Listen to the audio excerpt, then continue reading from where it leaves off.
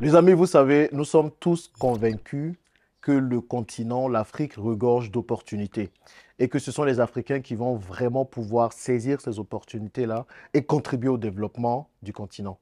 Mais il faut savoir qu'il y a des réalités sur le terrain dont il faut être au courant. Vous savez, je suis le premier à exhorter la diaspora à revenir vivre en Afrique, travailler ici, lancer des business comme je l'ai fait moi. Et je vous assure que quand vous êtes sur le terrain, il y a des réalités que vous voyez et dont vous prenez vraiment conscience.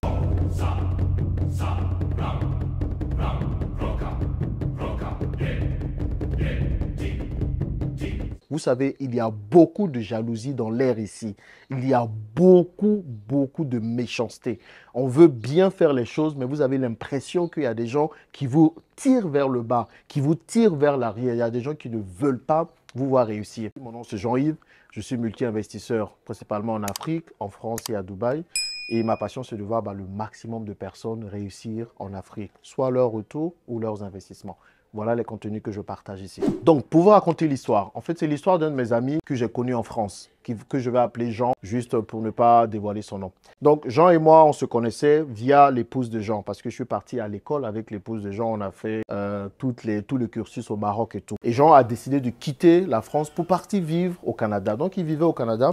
Et lui aussi, il était animé par le retour au pays. Il voulait revenir.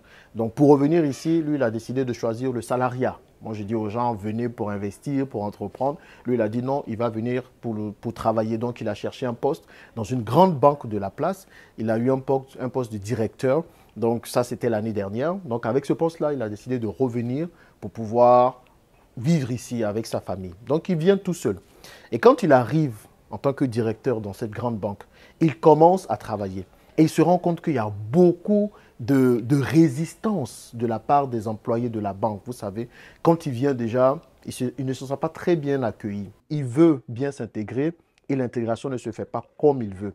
Il demande par exemple à avoir tout l'équipement pour travailler, c'est-à-dire un ordinateur décent. Vous voyez qu'à la direction de l'informatique, on ne lui donne pas un ordinateur décent. On lui donne un vieil ordinateur qui a été longtemps utilisé pendant qu'il y a de nouveaux ordinateurs. Hein, mais on lui donne ce vieil ordinateur-là et il ne peut pas travailler avec ça. Mais il y a d'autres pressions qu'il sent. Il se rend compte que à chaque fois qu'il demande quelque chose, il y a de la résistance, vous voyez. Donc, il y a tout ça qui se passe. Et il sent beaucoup de résistance. Et un soir, il décide entre collègues de sortir, aller prendre un verre, comme ça se passe souvent entre collègues. Donc, quand ils arrivent dans le restaurant ou dans le bar où ils vont, donc lui, pendant qu'il est en train de boire, il reçoit un appel. Donc, rapidement, il sort du bar en laissant son verre sur la table et il part prendre son appel. Heureusement qu'il s'était tissé d'amitié avec une personne. C'est vraiment cette personne-là qui l'a sauvé. Donc, quand il revient, la personne lui fait signe de ne pas boire son verre. La personne lui fait signe de ne pas boire son verre. Et c'est après que la personne maintenant lui explique tout. En réalité, c'est que dans l'entreprise, il y avait quelqu'un qui avait postulé pour le même poste que mon ami. Vous comprenez? Il y avait quelqu'un qui voulait exactement ce poste-là. Et malheureusement, il n'a pas eu le poste. Et c'est quelqu'un qui est venu de la diaspora pour venir prendre ce poste. Donc cette personne avait gros sur le cœur.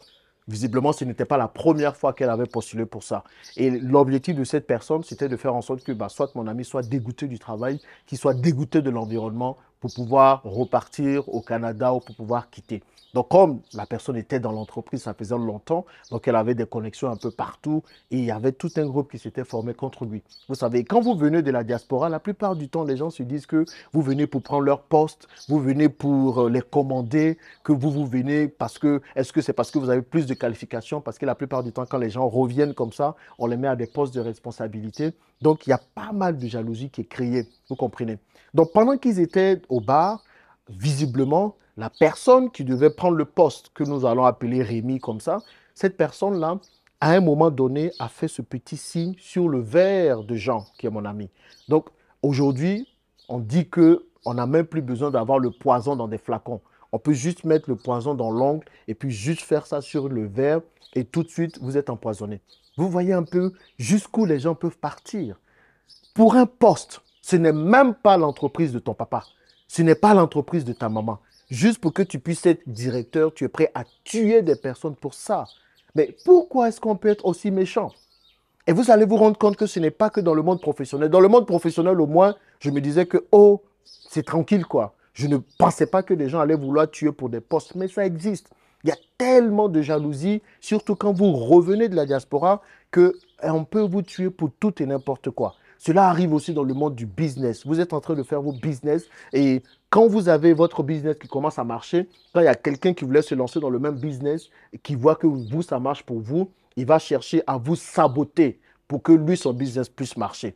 La même chose arrive dans les familles. Dans les familles, mais on n'en parle pas. Juste par jalousie, parce qu'un frère a réussi, parce qu'un frère veut même tirer les autres du village, parce il est sorti du village. Dès qu'il commence à réussir, l'objectif des autres membres de la famille, ce n'est pas d'encourager ce frère-là, mais c'est de faire en sorte qu'il meure. Donc, quand vous revenez, il faut faire attention. Faire attention à vos amis. Faire attention aux gens avec qui vous vous liez d'amitié. Faire attention surtout à vos familles. Ce n'est pas chez tout le monde qu'on part manger, les gars. Ce n'est pas avec tout le monde qu'on boit. Limite, même quand vous arrivez, faites tellement attention, choisissez bien votre cercle privé. Parce que vous ne savez pas qui veut votre bien ou qui veut votre mal. Et heureusement que mon ami m'a expliqué ça. Donc maintenant, comment je sors, je fais attention. Parce que moi, je suis le gars, oui, je crois en tout le monde. Je dis, voilà, on est ensemble. Je me dis que oui, les gens ne peuvent pas être empreints de méchanceté, mais que nini. Les gars sont prêts à tuer pour tout et n'importe quoi. Donc, faites attention à vos familles. Quand on vous invite pour aller manger partout, écoutez les gars, vous n'allez pas manger partout. Ce ne sont pas des histoires isolées. Ce n'est pas une histoire isolée. Ce sont des choses qui arrivent, qui sont déjà arrivées à plusieurs personnes. Vous sortez entre amis, vous avez votre verre, vous prenez un verre, un cocktail avec ou sans alcool, whatever. Vous gardez toujours votre verre avec vous. Soyez vigilants. Et la technique, heureusement que mon ami avait quelqu'un avec qui il s'entendait. Donc, vous sortez avec d'autres personnes, ayez un allié qui va un peu veiller sur vous. Maintenant, le plus souvent, c'est cet allié-là même qui vous tue. Mais bon, ayez quelqu'un qui peut au moins veiller sur vous ou vous pouvez vous back-up. En réalité, si quelqu'un part, en fait, on regarde, si tu t'éloignes un peu du groupe, est-ce qu'il n'y a pas quelqu'un qui va mettre un poison et tout? Mais vous voyez jusqu'où on est arrivé. C'est vraiment dommage d'en arriver là. Mais si nous ne faisons pas attention, ce sont des scènes qui peuvent revenir, ok? Ce sont des scènes qui reviennent, qui reviennent, qui reviennent. Donc là même, je suis en train de discuter avec une entrepreneur qui a lancé un système pour pouvoir créer des produits pour lutter contre l'empoisonnement. Je vais revenir en parler ici quand ça va arriver, mais vous êtes obligé de penser à ce genre de solution-là. Parce que si vous ne faites pas ça, vous allez risquer votre vie, vous allez perdre votre vie pour rien. Donc imaginez si mon ami avait bu ce verre, mais qu'est-ce qui aurait pu arriver? Voilà vraiment ce que je voulais partager avec vous. Le pays est très intéressant. Il y a de belles choses qu'on peut faire ici, mais il y a beaucoup de risques, il y a beaucoup de jalousie. Et on va parler davantage de cette jalousie qui existe ici au pays. Cette jalousie qui n'est souvent pas fondée, mais qui malheureusement détruit des familles, détruit des personnes, détruit des business et qui ne font absolument pas, qui ne fait absolument pas avancer les choses. Voilà, merci de m'avoir suivi, mais je trouve ça vraiment très désolant. À plus.